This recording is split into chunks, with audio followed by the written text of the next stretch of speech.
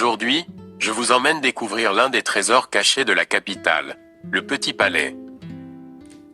Situé sur l'avenue Winston Churchill, entre les Champs-Élysées et la Seine, ce magnifique édifice, qui s'impose face au Grand Palais, est un emblème de l'architecture de la Belle Époque.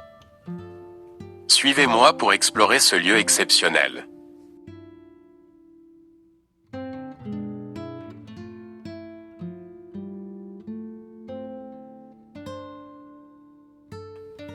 Le jour de ma visite, le temps était pluvieux et le ciel se dégageait à peine par moments, ce qui encourageait les gens à se promener dans ces galeries et à les découvrir à l'abri de la pluie. À l'approche du Petit Palais, on est immédiatement captivé par l'architecture impressionnante conçue par Charles Giraud. Sa porte dorée, faite de fer forgé, raconte à elle seule toute une histoire. Les majestueuses colonnes symétriques et les deux statues de chaque côté de l'escalier créent une atmosphère à la fois élégante et accueillante. Que vous soyez passionné par la culture, la sculpture ou simplement par l'architecture, le Petit Palais saura éblouir votre curiosité.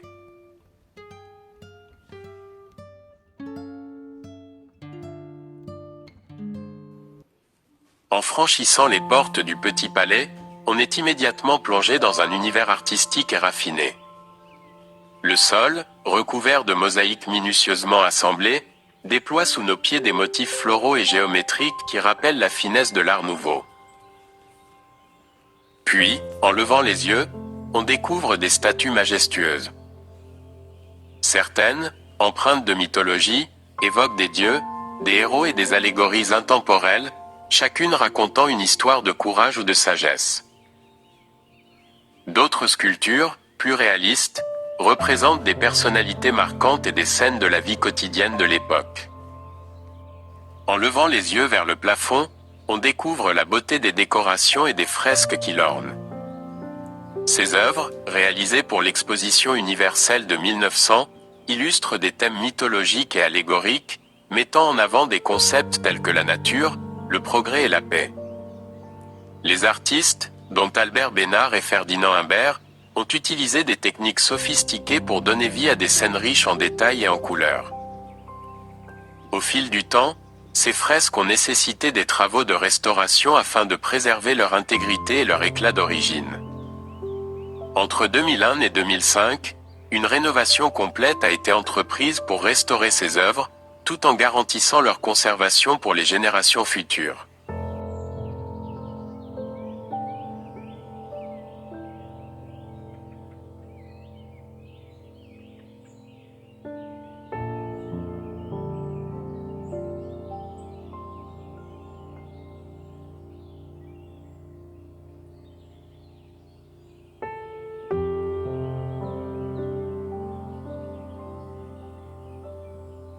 Sur l'arche, c'est inscrit « Donation à la ville de Paris 1930 ».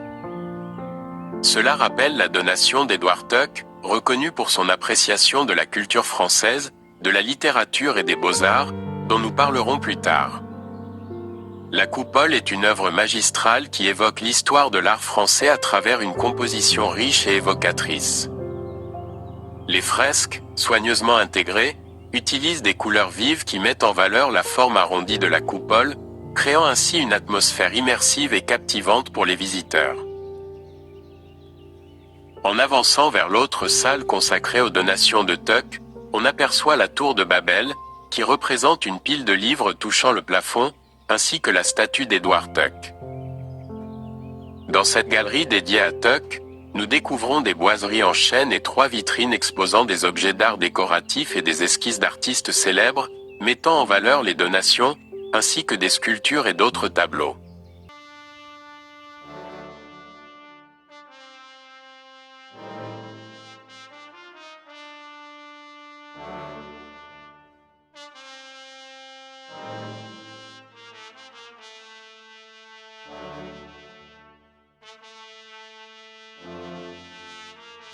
On passe maintenant à la galerie des grands formats, une salle dédiée aux œuvres du XIXe siècle.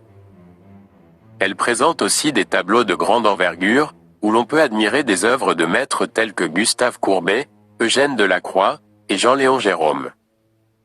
Ces grandes toiles, allant de l'histoire à la mythologie, offre aux visiteurs des scènes puissantes et évocatrices.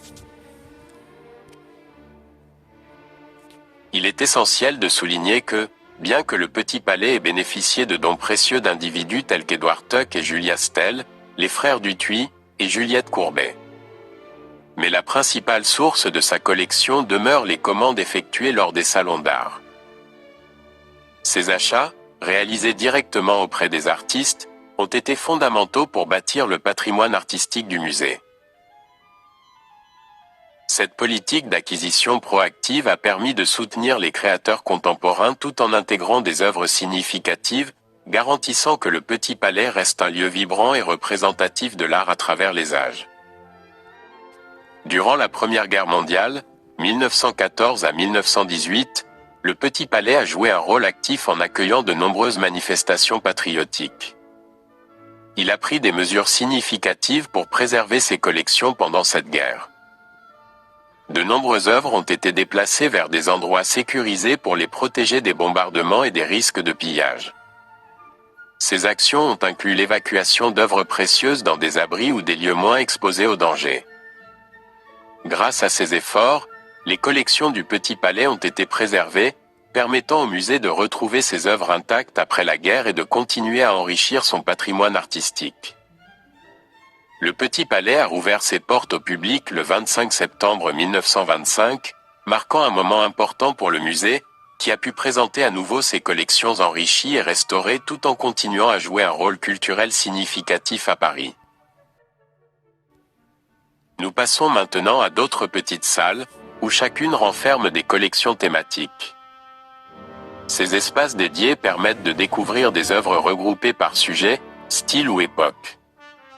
Chaque salle raconte une histoire unique et met en lumière la diversité et la richesse des collections du musée.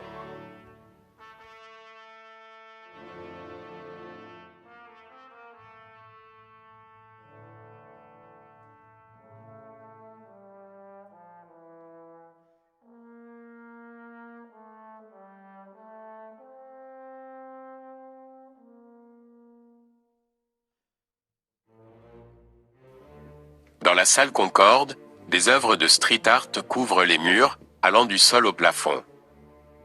Cette salle est remplie de tableaux représentant des figures humaines modernes et leurs caricatures, créant un espace dynamique où l'art urbain s'exprime pleinement.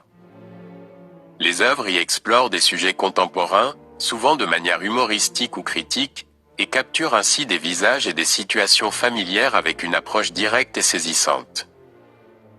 Cette disposition dense et immersive, où chaque mur est couvert d'œuvres, donne l'impression d'être plongé au cœur d'un environnement urbain vibrant et expressif, tel qu'on le retrouve dans les rues.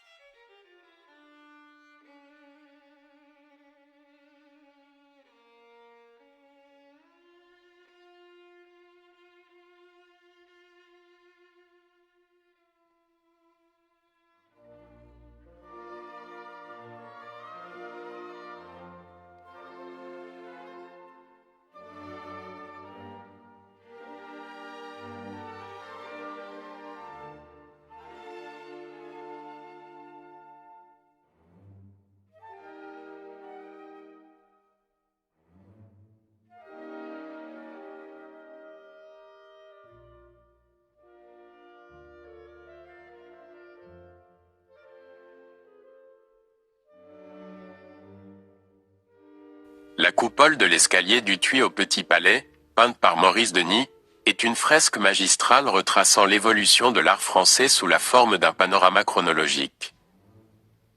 Divisé en 6 périodes, le Moyen Âge, la Renaissance, Versailles, le XVIIIe siècle, le XIXe siècle, et les mouvements des paysagistes et de l'impressionnisme, elle incarne le parcours de l'art en France depuis ses débuts jusqu'au début du XXe siècle. Chaque section présente des artistes emblématiques de leur époque, entourés de leurs muses, modèles et œuvres les plus marquantes.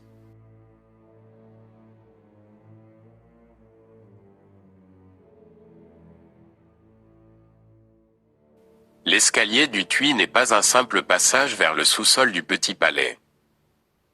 Véritable chef-d'œuvre, il séduit par sa forme en hélice et ses motifs floraux finement sculptés, incarnant toute l'élégance de l'architecture de l'époque. Ce magnifique escalier en fer forgé s'intègre parfaitement dans le décor du Petit Palais, se mariant harmonieusement aux ornements muraux et aux sculptures qui l'entourent. En descendant l'escalier, les visiteurs sont accueillis par des œuvres remarquables de Jules Dalou, telles que la Bacchanale et la maquette en plâtre du Triomphe de la République, ainsi que par d'autres œuvres précieuses présentées dans des vitrines. Ce parcours artistique enrichit l'expérience de la visite. En traversant la grande porte, on est devant cette vitrine de Léon-Joseph Alessandri et fils, datée de 1867, est une pièce remarquable réalisée en bois de poirier noirci, ivoire et bronze doré. Cette œuvre fait partie des collections du Petit Palais grâce à un fond ancien. Elle illustre le savoir-faire exceptionnel des artisans du XIXe siècle. On peut lire sur le mur de gauche Bruno Lilliefort, La Suède sauvage. Cette exposition, organisée par le Petit Palais du 1er octobre 2024 au 16 février 2025, met à l'honneur l'artiste scandinave et son regard unique sur la nature. À travers peinture, dessins et photographies, les visiteurs sont invités à découvrir la faune et les paysages nordiques dans toute leur splendeur.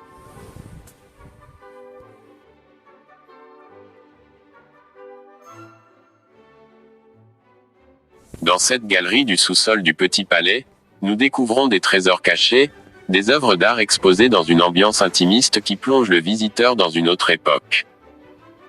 Ces collections, qui représentent des pièces rares de l'Antiquité et du Moyen Âge, offrent un voyage à travers les siècles et témoignent de la richesse de notre patrimoine. Parmi ces collections, il est impossible de passer à côté de l'héritage exceptionnel des frères Duthuit, des donateurs incontournables du Petit Palais. Leur générosité a permis l'acquisition d'environ 20 000 œuvres, enrichissant les collections permanentes avec des pièces d'une grande diversité, couvrant des périodes allant de l'Antiquité au XIXe siècle. Le musée leur rend hommage en donnant leur nom à l'escalier Duthuit, ce monumental escalier qui relie les étages. Ces frères, passionnés par l'art, ont contribué à transformer le Petit Palais en un véritable temple de la culture. Cependant, il serait dommage de négliger d'autres dons tout aussi importants, comme ceux d'Édouard Tuck et Julia Stell, ou encore d'Ambroise Vollard, dont les œuvres sont visibles au rez-de-chaussée.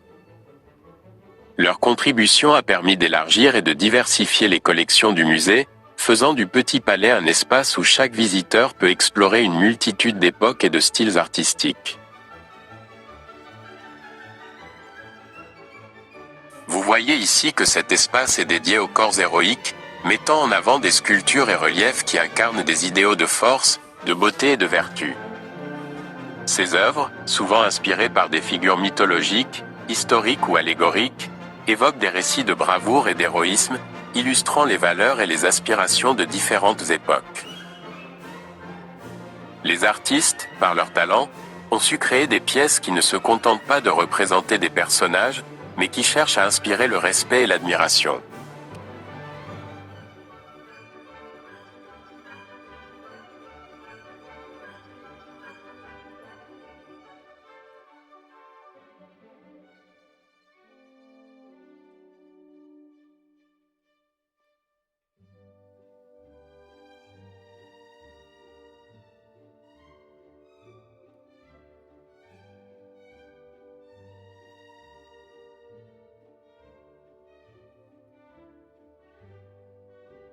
Nous sommes ici devant des vitrines qui exposent une riche collection d'œuvres d'art et d'objets liés aux beaux-arts. On y trouve des sculptures, des dessins et des objets d'art décoratifs, souvent issus de legs et dons qui ont contribué à l'enrichissement des collections du musée.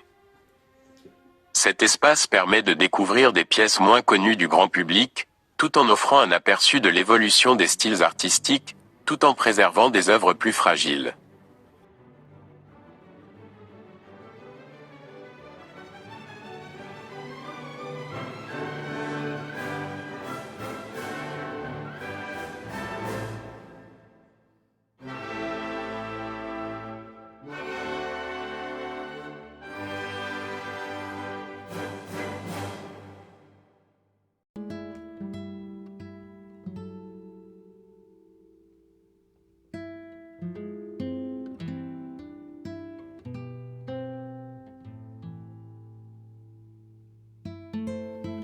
En explorant la galerie du sous-sol, on trouve également l'auditorium, un espace dédié aux conférences et aux événements culturels, qui enrichissent chaque visite par une expérience unique. Cependant, cet auditorium n'est pas ouvert pendant les heures d'ouverture régulière du musée. Il est réservé pour des événements spécifiques, tels que des conférences ou des présentations de produits. À proximité, le café invite les visiteurs à une pause gourmande dans un cadre chaleureux, entouré d'un présentoir de livres soigneusement sélectionnés pour satisfaire toutes les curiosités. Romans, catalogues d'expositions, ouvrages d'art, il y en a pour tous les goûts. Et pour finir en beauté, sachez que le Petit Palais cache aussi un charmant jardin intérieur. Malheureusement, le temps ne nous permet pas de profiter de cet écrin de verdure aujourd'hui, mais je vous invite à venir le découvrir par vous-même lors de votre prochaine visite. Ce jardin est un véritable coin de tranquillité en plein cœur de Paris, parfait pour un moment de détente après la découverte des œuvres. Alors, ne manquez pas l'occasion de plonger dans l'histoire, l'art et la culture du Petit Palais. Ce lieu a tant à offrir, et il n'attend que vous.